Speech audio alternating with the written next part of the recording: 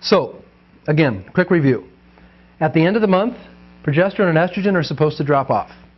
When they do, the hypothalamus and the pituitary sense that. They need estrogen, so they make FSH. FSH helps the maturation of follicles become supercharged so that they can make this granulosa layer to make the estrogen. And that's why FSH is associated with estrogen.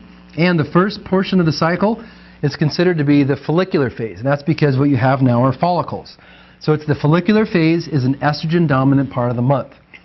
As the follicle continues to mature, the body wants to see which is the strongest one to go on to possibly turn into a fetus if it's fertilized. So FSH will drop off.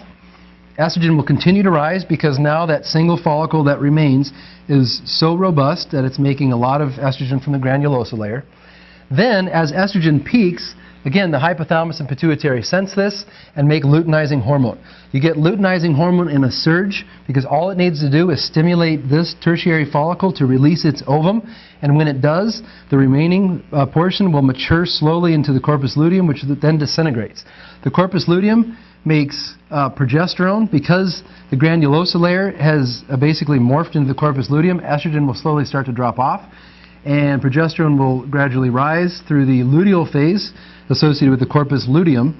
Will rise during the luteal phase, and then as the corpus luteum disintegrates, the progesterone slowly starts to drop off, and then the whole cycle begins again.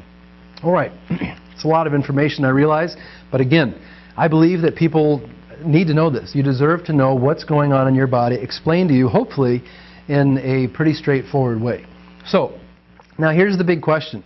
Is now that you know this cycle, where can issues arise? And with a female, because the cycle is so long and it's so complex, there's a lot.